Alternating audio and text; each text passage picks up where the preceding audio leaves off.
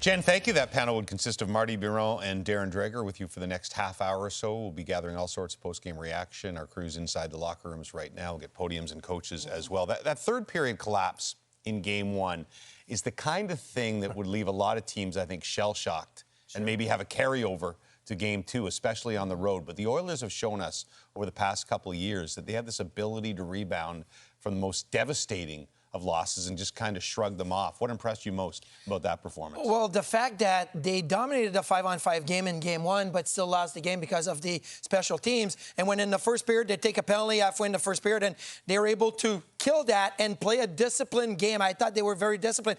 And now you can say that you went into Dallas for the first 2 games of the conference finals, and you outplayed Dallas for 5 out of the 6 periods. That, to me, is what's impressive. Despite the fact that they lost Game 1, they looked at the big picture and said, you know what?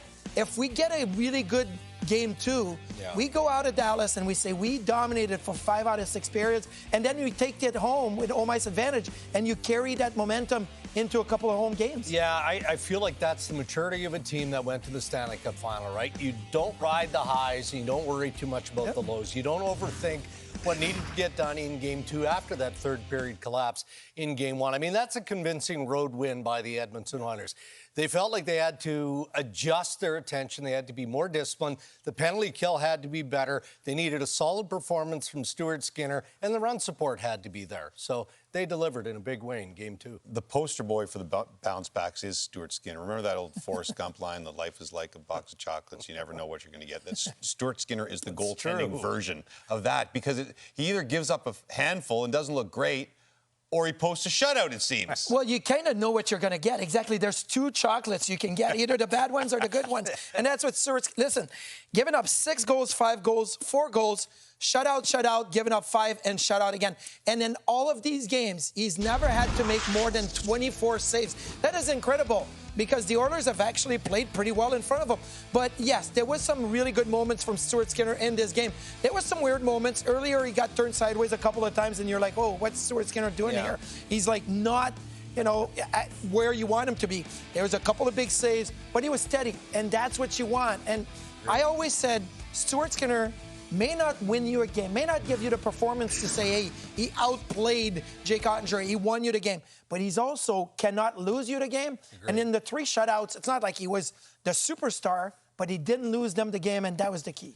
Well, .872 save percentage coming in, which was 15th out of 16 goalies in the Stanley Cup playoffs who had played 5 games. But there you see, it's either perfection or the numbers are awful. It's truly remarkable to have 3 shutouts and then to have the save percentages like that in the rest of the games. But you mentioned they play better in front of him. I wonder if anybody's asking Connor McDavid about the defensive play tonight. He's sick of that question. Yeah, but you know what? I know that Stu Skinner is going to sing the praises of the structure in front of him, right? What we didn't see in Game 1 with some of the traffic in front, I mean, what you saw in Game 2 was maybe a commitment to playing better defensively. And sometimes that's obvious 5-on-5, and then that had to be the adjustments made on the penalty kill as well. But the Oilers were in tune in their own zone. There's a nice interception by Adam Henry.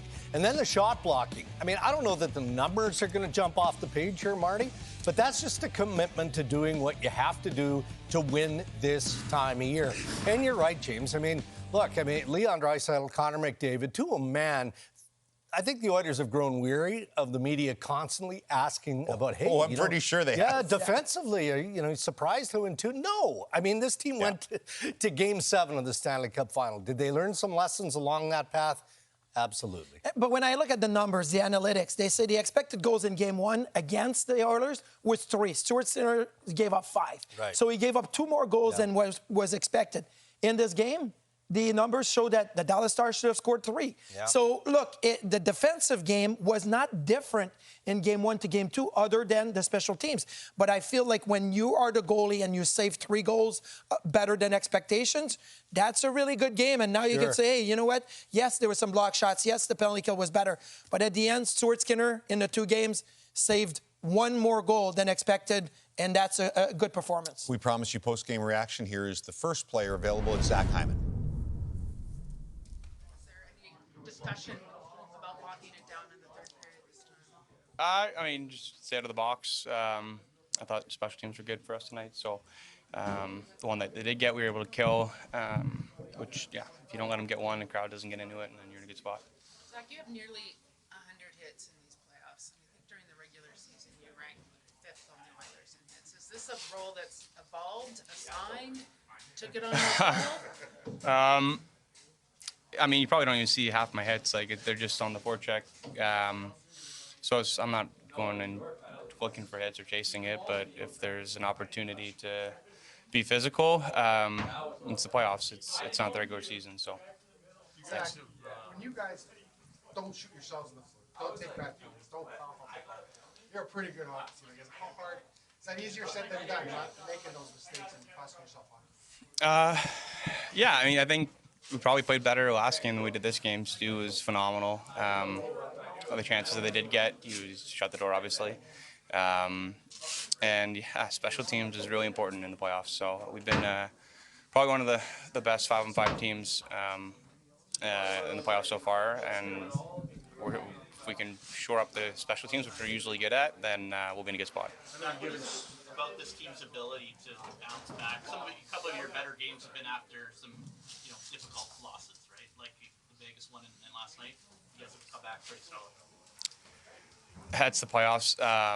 You got to be able to punch back. It's a series. You got to find a way. It's a roller coaster of emotions, but you got to stay even keel. And I think we recognize how important each game is, but especially after a loss, you have to come out strong, and we got there in the split, and we were able to do it. Does that just come with experience? Yeah, I mean, partly, yeah, for sure. I mean, we've played in a lot of series. We've been, unfortunately, down in a lot of series after one, and we've been able to work our way back in most of them. So we got a lot of experience. Sugar? Yeah. Needed your help there. Well, we can. Killed in here. Stu obviously was good. He gave you credit. Yeah. I mean, you guys have pitched shutouts in 3 or 4 here. Just how many details need to be paid attention to for that to be pulled off? Yeah, I mean, to get a shutout, your goalie has to be rock solid. Has to save the saves it needs to save. At the same time, in order to get a shutout, unless your goalie is out of this world, like, you got to play well defensively, and you got to limit those chances, because there are some good players on the other team, and given enough chances, they've shown that they can score. So combination of strong defensive play, but at the end of the day, shutout belongs to the goalie, and there's a reason for that. He's the one making the saves, last line of defense, and he made some big ones. Thank you, Zach and Sugar. Here's Connor McDavid. So you got to promise not to get mad here. You guys have pitched shutouts. All right, here we go. Yes, yes, we can play defense. 3 out of 4 games pitched a shutout. It tells us that you really dialed you guys' game in here. You got to be pretty happy with what you did. Yeah, we're a different team than we have been in years past. Probably not as run and gun as we've been in the years past, as I just said. But as I keep saying, we can play defense. Stu was great. A couple breakdowns there that I didn't like, especially in the third, but he was great. You guys go on a run like this, 3 out of 4 games here. What are the details that you think are most dialed in to be able to do this? The forwards are coming back really hard. Everyone's selling out, blocking shots. It's that time of year. That's what it takes. It's been fun to watch. Connor, we talked about this a little bit yesterday, but some of your better performances now come after devastating losses. What does that say about this team? We always know we bounce back. We believe that we're a good team with our in a tough situation. Down one on the road, got to find a way to have your best game, and we had a good one. Found a way to get a win. You guys seem to be sometimes your worst enemy. You guys, sometimes you shoot yourselves in the foot. When you don't do that, you feel that confidence that you guys can beat any team in the league. When you don't make those mistakes, you guys get back in. I think when any team doesn't make big mistakes, they're a pretty good team they got a pretty good chance to win. Obviously, we feel that too. When we defend and everyone's bought in like that, we know we're going to find enough offense somewhere. Seems like you came in here, sorry, Ryan. It seems like you came in here and had 5 pretty good periods. Going back home now, I just saw a feeling about the series overall. Yeah, we feel good. You win game 1, you lose game 2, you feel maybe a little bit wonky. You win game lose game one, you win game two, you feel pretty good. So obviously we feel pretty good about where we're at. As you said, 5 pretty good periods. We came for a split. We got a split. Got to go back it up at home. Stu said that the other night he felt like he needed to maybe battle a little bit harder through a few of those screens and such. Tonight, watching him in there, did it feel like he was battling in that way tonight? I think as players, you don't get an appreciation for how hard the goalie battles. You know, we got our own thing to worry about. We trust he's going to do his job back there and battle and try to see the puck and make every save he can. And he did that tonight. He made every save. You know, obviously that's a good night for a goalie. And winning the special teams, winning the special teams battle here, Connor, too. Like you grabbed the power play goal, kill holes, big swing. Yeah, big kill there in the third. You know, big kill in the first as well. Their power play's been really good at home. Obviously a little bit, you know, shell-shocked after game one there on the kill and found a way to shut him out on the kill, which is always a good thing. And power play found one. When you win the special teams battle, you always got a chance. Rashog might get ultimate performer. He's battling in there. He's getting interrupted. He's having trouble getting his questions in there. A warrior. Stars not happy with the officiating, in particular the Darnell Nurse major that became a minor. And first of all, the worthiness of the slash, we all said minor when we saw it and when they looked at it. Yeah. But the rule book says perhaps otherwise. Guide us through that. Well, you're right. I mean, when a major penalty is called on a slash, there has to be a specific interpretation when there is an injury applied. And there was an injury in this case. I mean, Rupe Hintz and Darnell Nurse are battling in front of Stu Skinner in front of the Oilers net. And we just saw the slash. I mean, that's a really decent, hard slash to the top of the skate, bottom of the shin, wherever it was. Rupe Hintz goes down. He did not return to the hockey game. And so the Dallas Stars have a beef. We can see Peter DeBoer on the bench of the Dallas Stars saying that's a 5-minute major. They call the major and then they review and they say, no, it's a 2-minute minor. The problem is the interpretation here of Rule 61.3.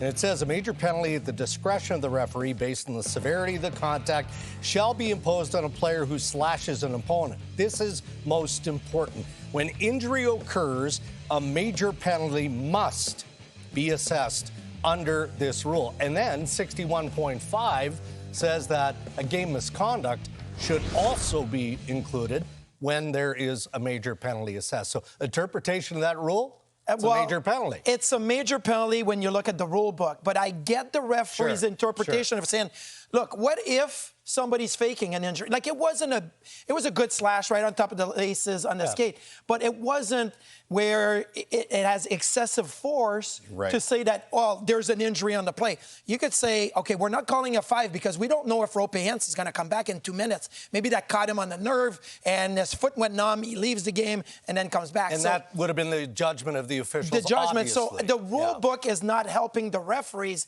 in that situation that says, well, an injury must be a 5-minute major, and then it's a game misconduct.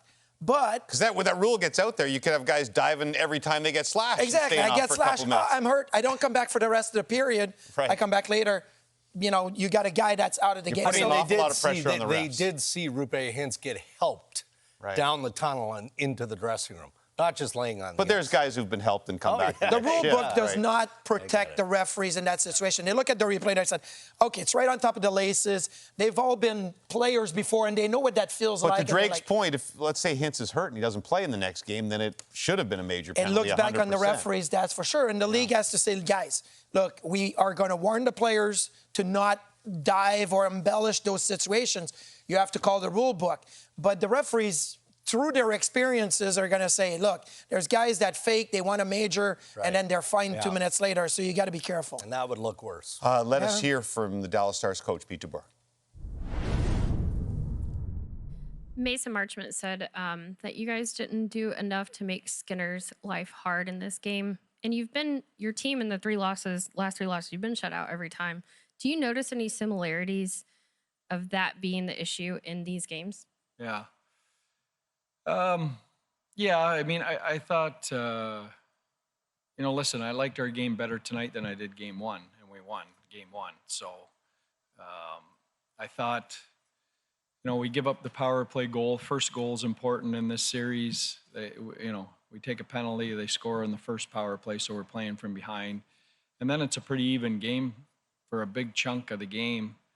Their second goal, we block a shot, bounces right on their stick, they stick it in the net, and their third goal is a tip at the front of the net. So, it wasn't, and we had some looks too where he made some saves. Sure, when you get shut out, you can do a better job in front of their goalie, but I don't think the score, was as dramatically reflective of the game as maybe, you felt it was. So that's just my opinion. Second row on the left, Tim. Yeah, Pete, your team's number one on the power play in the playoffs. Has that masked kind of a surprising deficiency 5-on-5? Your trouble getting goals there? Yeah. Yeah, I mean, for sure, we haven't had a lot of 5-on-5 scoring, but, we, situationally, we played the Colorado Avalanche, which was, we were defending. We were playing that series without two of our best players and defending a lot of that series in order to win. Then we played the best defensive team in the NHL, and, you're not going to put up numbers against that team. So I think a little bit of it is situational, but there's no doubt the numbers say we're not scoring 5-on-5. But, I think you got to look a little deeper than that. Front row here on the left. Hey, Pete. Do you have an update on Rope, and what did you make of that slash? Well, I'll answer your question with a question. Does anyone in this room think if Connor McDavid gets carried off the ice like that it's not a 5-minute major?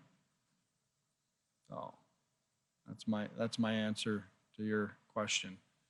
Right side, third row. Follow up on that. Mason Marchman said he thought there was intent by Darnell on that slash against Hintz. Yeah. Do you?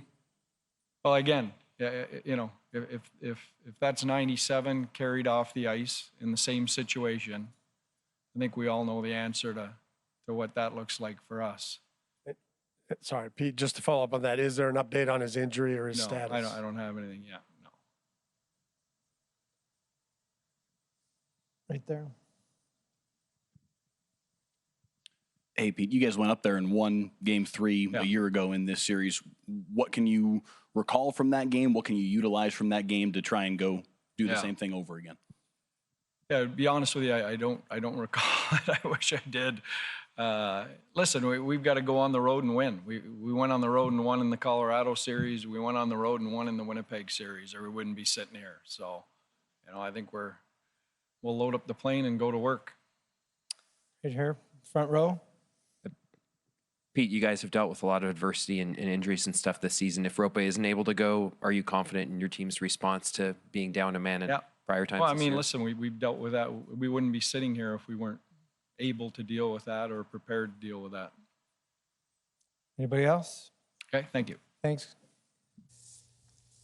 I mean, it's a semi-valid point on the McDavid thing, but I'm not sure that they even know that rule. I mean, I wasn't 100% aware, and the fact that it's a major because of an injury, whether it's Connor McDavid or Rupe Hintz or whoever. I think the call would have been made the same way by the referees if it was Connor McDavid, because the refs are looking at, what's the force, and yes, there was a pretty good slash, but it is in a vulnerable position right on the laces of the skate.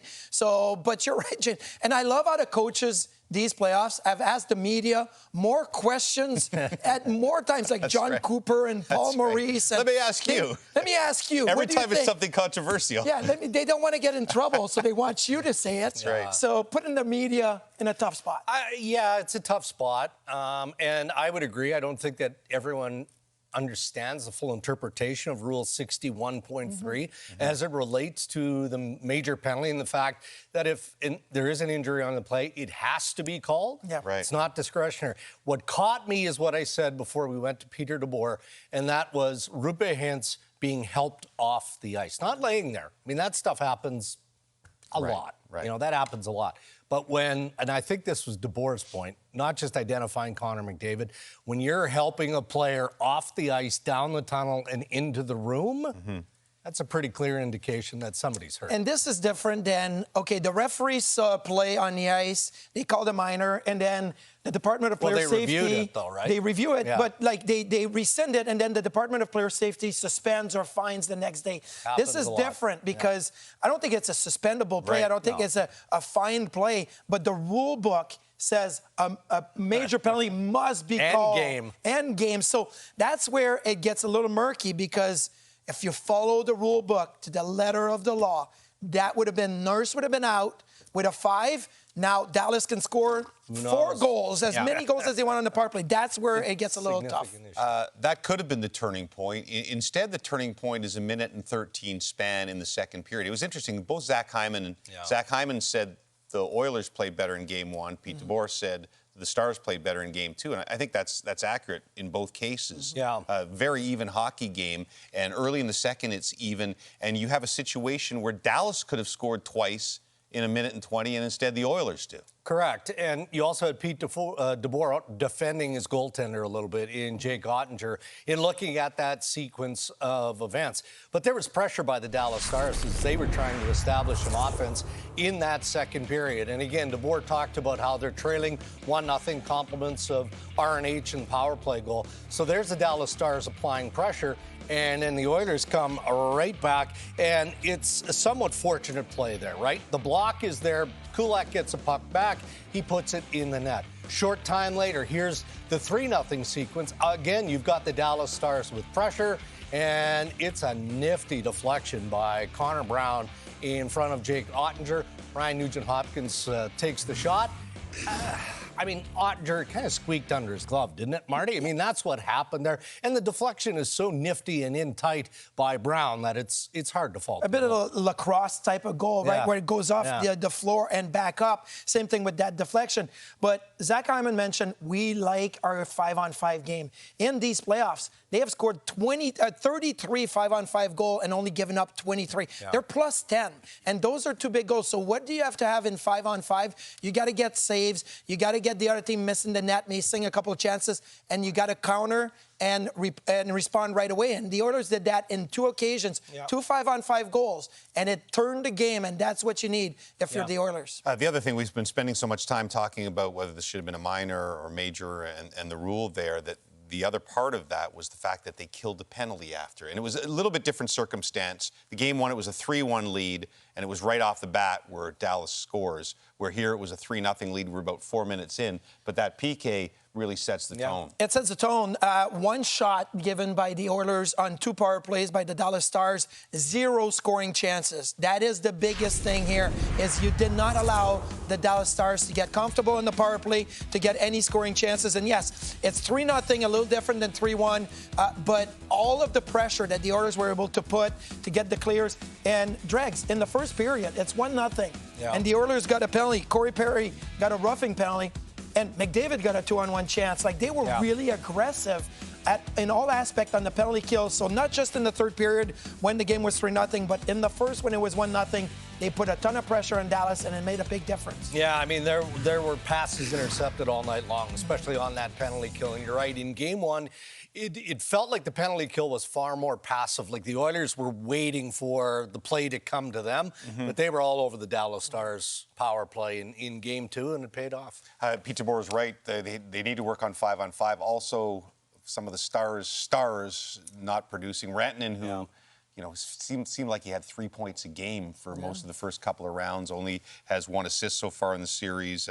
Got to be careful, though, because he had 1 assist in 4 games in the first round against Colorado. Right. And then it unraveled quickly. Good point by you. Jason Robertson not doing much. Wyatt Johnson's kind of been snake bit the entire playoffs. So they definitely have to get going back in Edmonton in a 1-1 series tie where we are right now. So that has to happen. Let's hear right now. It's Stuart Skinner and Ryan Nugent-Hopkins just coming to the podium. Hey, Ryan. I just want to ask you, when you guys don't make mistakes, don't turn the puck over, don't take bad penalties, you're a pretty good hockey team. I guess, can you just maybe give me a thought on, sometimes you guys are your own worst enemies, and when you clean that up, you're a tough team to beat. Well, I mean, of course, it's hard to play a mistake-free game. things happen so fast out there that there's always going to be little breakdowns and things that happen. But it's about bailing each other out sometimes and finding ways to work through the mistakes. And yeah, I mean, of course, you'd love to make it that simple every night. But I thought tonight we did a great job of just battling for each other. And when there was a little breakdown here or there, somebody was there to have each other's back. Go to Ryan. Two-parter for both of you. The first is, you look at the continuity you had defensively tonight. Like, what's it like seeing this for the third time in a fourth game where you've shut people out? And also, Connor's kind of somewhat, but not really joked like, yes, we can play defense. Like, is that kind of like something where you guys are like, yeah, we get it, we know we can do this, and we're tired of hearing about it? Or how do you sort of, I guess, manage those kinds of questions, knowing like you've been proving this for 2 years now? Yeah, I mean, from my perspective, obviously being a goalie, you've kind of seen the growth happen every single game, especially as playoffs got started here. I feel like every single game we've just improved, gotten better and better and better. I think that's, I mean, when you look at the teams that win, they're normally the teams that are pretty stifling defensively. And I know that we've been improving and we've been getting better because obviously we want to be that team. So we've done a heck of a job. You know, it's pretty special when you see the guys battling as hard as they do, blocking shots, just doing little things. You know, again, like it's hard to not make mistakes. But when we do, you know, we got a lot of support. So yeah, it's good. We're definitely on the right track. We'll go to Mark. Here you go. Stu, you guys come down here. I would say you had an exceptionally good 5 out of 6 periods. Going home now for a couple of home games. How you feel about, you know, how the series is unfolding so far? Yeah, I mean, 2 good games by both teams. I think, yeah, I mean, it's a 1-1 series. Win some, lose some. More games to be played. I'm not too sure exactly how to answer your question, to be honest. You want to help me out, Nuggy? I mean, it's obviously you did great. I mean, obviously, you come down to road city like this, and they're going to make it tough. And going home with a split is a good thing. And we now have the home ice advantage going home here. It's going to be huge. Game 3 in front of our crowd. That building is going to be electric. We know that. So going to be a lot of fun to play there. It's a series is a long way from over, and we got to dig in here and have a good day tomorrow and go from there. Exactly. Daniel. Stu, it's been a couple times in this playoffs, once in the Vegas series and now tonight, where you followed up a pretty tough loss with a very complete effort, both from yourself and for the team. How do you explain that? What goes into that? Yeah, I mean, we've shown it for many years now, just perseverance from our team, maturity, just the way that we do respond. Again, it's like I said at the beginning of playoffs, it's a roller coaster. There's a lot of highs, lots of lows. Sometimes the score doesn't always, you know, tell everybody exactly how the game unfolded. I think, you know, a few minutes where we didn't play our best, and it looks a lot worse than what it was. So for us, just going back to tonight, it was really just playing the same game, doing the same thing, and just, you know, putting on our work boots and getting to work. I think that's what it takes. Again, just trying to stay centered as much as you can, whether it's a bad loss, a big win, you know, just trying to stay even keel. Again, it's a long series. It's 1-1, so it's a good matchup. Bob? Thanks. Stu, this one's for you. You got 3 shutouts in the last 4 games, but it's coincided with the implementation of Troy Stetcher in the lineup. Sometimes, you know, big players have to prove they can't play. Little guys have to prove that they can. You maybe just comment on, you know, the hard, direct, and competitive manner in which he plays and what he brings. Yeah, I could talk to him for a long time, to you. I mean, he's got so much heart. The way that he plays, it's impressive. He does everything that he possibly can to help out our team. He plays a hard game defensively, blocks shots. I mean, he's just a guy that will literally do anything possible to help our team win. So you see him when he's not in the lineup, he's grinding in practices, doing the little things right, his tape-to-tape passes. I mean, then when he gets in the lineup, he's always ready. He's a guy, for me, I can always depend on and rely on. Same way we feel about this guy. Yes. Talk about grinding. He was working in the scrums tonight. Ryan Rashog needed Hyman to help him get a question in. Got rudely interrupted in the McDavid scrum. Then had to say sorry to Donna, whoever Donna is. You were working hard out there tonight, and we appreciated it. Yeah, well, that's the way it is in those scrums. I got my show run by a number of different reporters, just completely steamrolling me. And then I responded by interrupting the wonderfully polite and amazing Donna Spencer from CP. Of course, so Donna Spencer. Wasn't yes. a great performance from me in there. No, I thought you came through though in the end, as did Stuart Skinner. What do you make of that performance tonight, and the fact that you just kind of don't know what we're going to get? You're going to get like an .850 save percentage game and a shutout, it seems like, and you never know. Yeah, so I'll go back to his post-game scrum after game number 1. Skinner, he was very calm. He was reasonably upbeat, and he admitted, I need to do a better job of battling through some of those screens, right? Those power play goals, there were all kinds of bodies in front of him, and he felt he made a couple of mistakes in not battling hard enough. So what? And then when that scrum ended, he actually made a joke. Jokingly called me Richard again, which he had done a week or two ago. So he was pretty upbeat. And so what are you going to expect from Stuart Skinner in a bounce-back game, right? Well, he was really good tonight, and he battled the way I think he wanted to, James. Like, this wasn't pretty. He was a little bit all over the place. I'll let Noodles sort of break down the goaltend, but, he's out to handle the puck a bunch of times tonight, and it was pretty messy. He's flopping around in there, but he's getting it done, like you can see. So this was a nice bounce-back performance from a guy. You heard him say, you need to stay centered. And I think he practices what he preaches. I think he did a great job staying centered after the last performance. And look, in his 3 wins here, he's got shutouts in all of them. Yeah, your rough night continues. Noodles is not working. That's Marty Biron. He played a long career in the National Richards. Yeah, good job, Richards. The Western guys, you guys stick together. That's fine. Yeah. I'm from East. Who's I'm from Quebec. I get it. West Coast by that's Darren. Is that Mackenzie Drager. back for a night? Darren Drager's one of our insiders. Really small. I can't see. One of our new insiders as well. The fact that they've been the better team 5-on-5 through at least 5 of the 6 periods, that has to bode well going home. Yeah, for sure. And it was funny. We all remember Connor McDavid at the end of the last series when he was asked about the evolution of this team's play on defense. He was sort of like, I'm getting tired of this question, right? So he got a warning tonight. It was like, okay, we're going to ask about your defensive play. No offense intended here.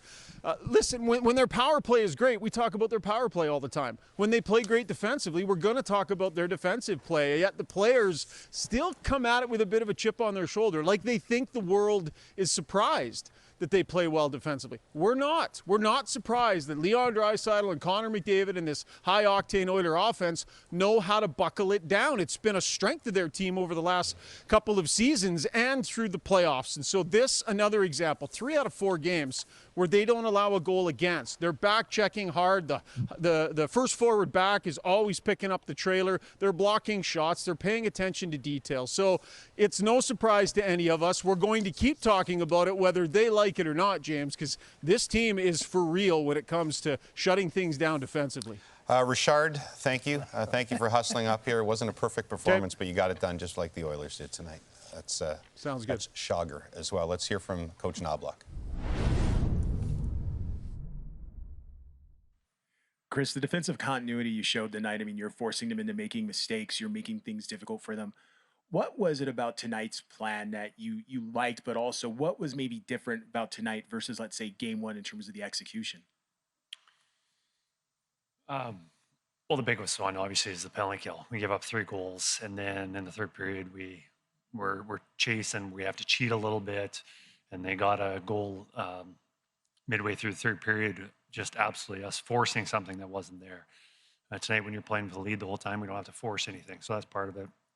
And then tonight, I just thought the team, I don't know if our execution, I don't know if we checked any better, but one thing I did notice is the amount of battles we won and the amount of blocked shots. That's just determination and knowing how important the game was tonight that we almost had to walk away with a victory. And the guys felt that, and they really dug in and put in a great effort. Second row, Derek. Hey, Chris, we're here. I was just wondering if you just give me a thought on when you guys protect the puck, when you guys don't take undisciplined penalties, when you guys don't get bad giveaways and basically shoot yourselves in the foot. Just the challenge of trying to do that because you guys are a very good hockey team when that happens and you don't beat yourselves. Yeah, no, it's important no matter what team you have, whether it's you got a full of stars or third or fourth liners, whatever you want to term them.